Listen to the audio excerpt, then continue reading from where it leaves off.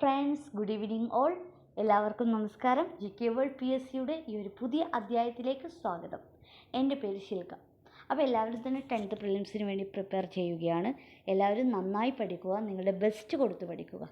എങ്കിൽ മാത്രമേ നമ്മൾ ആഗ്രഹിക്കുന്ന രീതിയിലുള്ളൊരു പൊസിഷനിൽ നമുക്ക് എത്തിച്ചേരാൻ സാധിക്കൂ. ഇതിനു വേണ്ടിയിട്ട് GK വേൾഡ് PSC ഒരു ഫ്രീ ക്രാഷ് കോഴ്സ് ആരംഭിച്ചിട്ടുണ്ട്. ഈ ഒരു കോഴ്സിലേക്ക് ചേരാൻ നിങ്ങൾ ഇത്ര മാത്രം ചെയ്താൽ മതി. താഴെ കമൻറ്റ് ബോക്സിൽ പിൻ ചെയ്തിരിക്കുന്ന വാട്സപ്പ് ഗ്രൂപ്പിൽ ജോയിൻ ചെയ്യുക. ഈ ഒരു ഗ്രൂപ്പിൽ നിങ്ങൾക്ക് ആവശ്യമുള്ള ക്ലാസ്സുകളും PDF നോട്ടുകളും എല്ലാം തന്നെ ലഭ്യമായിരിക്കും. മാത്രമല്ല നിങ്ങൾക്ക് നിങ്ങളുടെ ഡൗട്ട് ക്ലിയർ ചെയ്യാനുള്ള അവസരവും ഉണ്ടായിരിക്കുന്നതാണ്. അപ്പോൾ കൃത്യമായ ഒരു ഗൈഡൻസ് ഇല്ലാത്തത് കൊണ്ട് നിങ്ങളുടെ പഠനം വഴിമുട്ടി നിൽക്കുകയാണെങ്കിൽ തീർച്ചയായും ഇത് നിങ്ങൾക്കൊരു ബെസ്റ്റ് ഓപ്ഷനാണ്. സോ എല്ലാവരും തന്നെ ഈ ഒരു ഗ്രൂപ്പിൽ ആഡ് ആവാൻ ശ്രമിക്കുക. അപ്പോൾ കഴിഞ്ഞ സെഷനിൽ നമ്മൾ ഡിസ്കസ് ചെയ്തിരുന്നത് കഴിഞ്ഞ 12th മെയിൻസിലുണ്ടായിരുന്ന വുമൺ സിവിൽ എക്സൈസ് ഓഫീസറുടെ ക്വസ്റ്റ്യൻ പേപ്പറായിരുന്നു. അതിൽ 20 ക്വസ്റ്റ്യൻസും അതിൻ്റെ ആൻസറും അനുബന്ധ വിവരങ്ങളും നമ്മൾ ഡിസ്കസ് ചെയ്തു കഴിഞ്ഞു. ഇനിയൊരു അടുത്ത സെറ്റ് ക്വസ്റ്റ്യൻസുമായിട്ടാണ് ഞാൻ ഇന്നിവിടെ എത്തിയിട്ടുള്ളത്. സോ എല്ലാവർക്കും ഒരിക്കൽ കൂടി ഈ ഒരു പുതിയ സെഷനിലേക്ക് സ്വാഗതം. അപ്പോൾ നമുക്ക് ഒട്ടും വൈകാതെ തന്നെ ആദ്യത്തെ ക്വസ്റ്റ്യനിലേക്ക് പോകാം. ആദ്യത്തെ ക്വസ്റ്റ്യൻ: ഇന്ത്യൻ നിയോജക മണ്ഡലങ്ങളുടെ സംവരണം സംബന്ധിച്ച് തീരുമാനം എടുക്കുന്നത് ആരാണ്? ആൻസർ: അതിർത്തി നിർണയ കമ്മീഷൻ. അടുത്ത രണ്ടാമത്തെ ക്വസ്റ്റ്യൻ: തദ്ദേശീയ ഗവൺമെൻറ് സമിതികൾക്ക് ഭരണഘടനാപരമായ അംഗീകാരം നൽകണമെന്ന് ശുപാർശ ചെയ്ത committee. Answer: PK Thungan committee. അപ്പോഴെന്താണ് കാക്ക കലേക്കാർ കമ്മീഷൻ? കാക്ക കലേക്കാർ കമ്മീഷനാണ് ഇന്ത്യയിലെ ആദ്യത്തെ പിന്നോക്ക വിഭാഗക്കാർക്ക് വേണ്ടിയിട്ടുള്ള കമ്മീഷൻ. 1953 ജനുവരി 29 ഈ ഒരു കമ്മീഷനെ അപ്പോയിൻറ്റ് ചെയ്തത്. സാമൂഹികമായും വിദ്യാഭ്യാസപരമായും പിന്നാക്കം നിൽക്കുന്ന വിഭാഗങ്ങളെക്കുറിച്ച് പഠിക്കാനായിരുന്നു കാക്ക കലേക്കാർ കമ്മീഷനെ നിയോഗിച്ചത്. സർക്കാരിയ കമ്മീഷൻ വിവിധ വകുപ്പുകളിലെ കേന്ദ്ര സംസ്ഥാന ബന്ധം പരിശോധിക്കുകയും ഇന്ത്യൻ ഭരണഘടനയുടെ ചട്ടക്കൂട്ടിനുള്ളിൽ മാറ്റങ്ങൾ നിർദ്ദേശിക്കുകയുമായിരുന്നു ഈ ഒരു കമ്മീഷൻ്റെ ലക്ഷ്യം. 1983 ഈ ഒരു കമ്മീഷൻ രൂപീകരിച്ചത്. ബൽവന്തറായ് മേത്ത കമ്മീഷൻ 1957 ജനുവരി 16 ബൽവന്തറായ് മേത്ത കമ്മീഷൻ രൂപീകരിച്ചത്. ത്രിതല പഞ്ചായത്ത് എന്ന ആശയം മുന്നോട്ട് വെച്ച കമ്മീഷൻ. എന്താണ് ത്രിതല പഞ്ചായത്ത്? ഗ്രാമതലത്തിൽ ഗ്രാമപഞ്ചായത്ത്, ബ്ലോക്ക് തലത്തിൽ പഞ്ചായത്ത് കമ്മിറ്റി, അതിനുശേഷം ജില്ലാ പരിഷത്ത് എന്നിങ്ങനെ അധികാര വികേന്ദ്രീകരണം ചെയ്തുകൊണ്ട് ഭരണം സുഗമമാക്കുന്ന സംവിധാനത്തെയാണ് ത്രിതല പഞ്ചായത്ത് എന്ന് പറയുന്നത്. അടുത്ത ചോദ്യം: ഭരണഘടനയുടെ മനസാക്ഷി എന്ന് നിർദ്ദേശ തത്വങ്ങളെയും മൗലികാവകാശങ്ങളെയും വിശേഷിപ്പിച്ചതാര്? ആൻസറായി വരുന്നത് ഗ്രാൻവില്ലെ ഓസ്റ്റിൻ. ഗ്രാൻവില്ലെ ഓസ്റ്റിനാണ് ഇന്ത്യൻ ഭരണഘടനയെ കോർപ്പറേറ്റീവ് ഫെഡറലിസം എന്നും വിശേഷിപ്പിച്ചത്. അദ്ദേഹത്തിൻ്റെ ഒരു ബുക്കാണ് Indian constitution corner stone of A nation. അടുത്ത ചോദ്യം: ലോക്സഭയുടെ പുതിയ സെക്രട്ടറി ജനറൽ താഴെ പറയുന്നവരിൽ ആരാണ്? ആൻസർ: ഉത്പൽ കുമാർ സിംഗ്. അടുത്ത ചോദ്യം: ഇന്ത്യൻ ഭരണഘടനാ നിയമനിർമ്മാണ സഭയെ ആദ്യമായി അഭിസംബോധന ചെയ്ത വ്യക്തി. Answer: JB Kripalani. 1946 December 6 Indian ഭരണഘടനാ നിയമനിർമ്മാണ സഭ രൂപീകരിച്ചത്. ഡിസംബർ 9 ആദ്യത്തെ സമ്മേളനം. ആദ്യത്തെ സമ്മേളനത്തിൽ പങ്കെടുത്തവർ 207 പേരാണ്. അതിൽ 9 പേർ വനിതയാണ്. ആദ്യത്തെ സമ്മേളനത്തെ അഭിസംബോധന ചെയ്തത് ഡോക്ടർ സച്ചിദാനന്ദ സിൻഹ.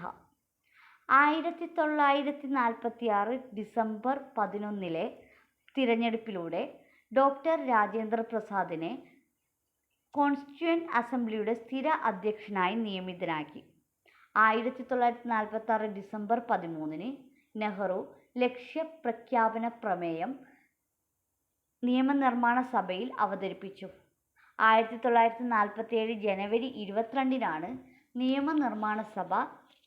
ഭരണഘടനാ നിയമനിർമ്മാണ സഭ ഈ ഒരു ലക്ഷ്യപ്രമേയത്തെ അംഗീകരിച്ചത്. ഈ ലക്ഷ്യപ്രമേയമാണ് പിന്നീട് ഇന്ത്യൻ ഭരണഘടനയുടെ ആമുഖമായി മാറിയത്. അടുത്ത ചോദ്യം: ഒരു വ്യക്തി അയാൾക്ക് അർഹതയില്ലാത്ത ഉദ്യോഗം വഹിക്കുന്നതിനെതിരെ തടയുന്ന റിട്ട്. ഇതിൻ്റെ ആൻസർ കോ വാറന്റോ റിട്ട്. അപ്പോൾ എന്താണ് റിട്ട്? മൗലികാവകാശങ്ങൾ സംരക്ഷിക്കുന്നതിനായി കോടതി പുറപ്പെടുവിക്കുന്ന ഉത്തരവിനെയാണ് റിട്ട് എന്ന് പറയുന്നത്. റിട്ട് എന്ന ആശയം നമ്മൾ കടം കൊണ്ടിരിക്കുന്നത് ബ്രിട്ടനിൽ നിന്നാണ്. റിട്ട് പുറപ്പെടുവിക്കുന്നതിനുള്ള അധികാരം സംസ്ഥാന കോടതിക്കും സുപ്രീം കോടതിക്കുമാണ്. ഹൈക്കോടതിക്കും സുപ്രീം കോടതിക്കുമാണ്. ആർട്ടിക്കിൾ 32 പ്രകാരം സുപ്രീം കോടതിയും ആർട്ടിക്കിൾ 226 പ്രകാരം ഹൈക്കോടതിയും റിട്ടുകൾ പുറപ്പെടുവിക്കുന്നു. 5 തരത്തിലുള്ള റിട്ടുകളാണ് പുറപ്പെടുവിക്കുന്നത്. Habeas corpus, mandamus, prohibition, certiorari, quo warranto. Habeas corpus: നിയമവിരുദ്ധമായോ നീതിരഹിതമായോ തടവിൽ വെച്ചിട്ടുള്ള ആരെയും സ്വതന്ത്രനാക്കി കോടതി മുമ്പാകെ ഹാജരാക്കാൻ നിർദ്ദേശിക്കുന്ന ഉത്തരവ്. വ്യക്തി സ്വാതന്ത്ര്യത്തിൻ്റെ സംരക്ഷകൻ എന്നറിയപ്പെടുന്നത് ഹേബിയസ് കോർപ്പസ് ആണ്. ഹേബിയസ് കോർപ്പസിൻ്റെ എന്ന ലാറ്റിൻ പദത്തിനർത്ഥം ശരീരം ഹാജരാക്കൂ. മാൻഡമസ്: ഒരു വ്യക്തിയോ സ്ഥാപനത്തെയോ സ്വന്തം കർത്തവ്യം നിർവഹിക്കാൻ അനുശാസിക്കുന്ന റിട്ടാണ് മാൻഡമസ്. മാൻഡമസ് എന്ന ലാറ്റിൻ പദത്തിനർത്ഥം നാം കൽപ്പിക്കുന്നു. പ്രൊഹിബിഷൻ: ഒരു കീഴ്ക്കോടതി അധികാര അതിർത്തി ലംഘിക്കുകയോ സ്വാഭാവിക നീതി നിയമങ്ങൾക്ക് എതിരായി പ്രവർത്തിക്കുകയോ ചെയ്യുന്നതിനെ പ്രാഥമികമായി തടയുന്ന റിട്ടാണ് പ്രൊഹിബിഷൻ. അതായത് ഉന്നത കോടതി നീതിപീഠത്തിലിരിക്കുന്ന ഒരു കേസ് അതേസമയം ഏതെങ്കിലും കീഴ്ക്കോടതി പരിഗണിച്ചാൽ ആ കേസ് നിർത്തിവെക്കാൻ ആവശ്യപ്പെട്ടുകൊണ്ട് മേൽക്കോടതിക്ക് ഉത്തരവ് നൽകാൻ കഴിയും. ഈ ഉത്തരവാണ് പ്രൊഹിബിഷൻ. സെർഷ്യോററി: ഒരു കേസ് കീഴ്ക്കോടതിയിൽ നിന്നും മേൽക്കോടതിയിലേക്ക് മാറ്റാൻ ഉത്തരവിടുന്ന റിട്ട്. അടുത്ത ചോദ്യം: 44-ാം ഭരണഘടനാ ഭേദഗതി നടപ്പിലാക്കുമ്പോൾ ഇന്ത്യയുടെ രാഷ്ട്രപതി ആരായിരുന്നു? ആൻസർ നീലം സഞ്ജീവ റെഡ്ഡി. 1978-ലായിരുന്നു 44-ാം ഭേദഗതി. ജനതാ ഗവൺമെൻറ്റിൻ്റെ കാലത്തായിരുന്നു 44-ാം ഭേദഗതി പാസ്സായത്. 44-ാം ഭേദഗതി പ്രകാരമാണ് അന്നുവരെ മൗലികാവകാശമായിരുന്ന സ്വത്തവകാശം നിയമാവകാശമായി മാറിയത്. കൂടാതെ ആർട്ടിക്കിൾ 20, 21 എന്നിവ ദേശീയ അടിയന്തരാവസ്ഥ കാലത്ത് റദ്ദ് ചെയ്യാൻ പാടില്ല എന്ന് വ്യവസ്ഥ ചെയ്തു. ലോക്സഭയുടെയും സംസ്ഥാന നിർമ്മാണ സഭയുടെയും കാലാവധി 6 വർഷത്തിൽ നിന്നും 5 വർഷമായി നിശ്ചയിച്ചു. അടുത്ത ചോദ്യം: കേരളത്തിൽ നെൽവയൽ സംരക്ഷണ നിയമം നിലവിൽ വന്നതെന്ന്? Answer 2008 August 11. കേരളത്തിലെ കൃഷിയെ സംരക്ഷിക്കുന്നതിന് വേണ്ടിയിട്ടും പാരിസ്ഥിതിക സന്തുലിതാവസ്ഥ നിലനിർത്തുന്നതിന് വേണ്ടിയിട്ടും വന്ന നിയമമാണ് കേരളത്തിലെ നെൽവയൽ സംരക്ഷണ നിയമം. അടുത്തത്: കേരളത്തിലെ ക്യാൻസർ ചികിത്സ സൗജന്യമാക്കിയ പദ്ധതി? ആൻസർ സുകൃതം.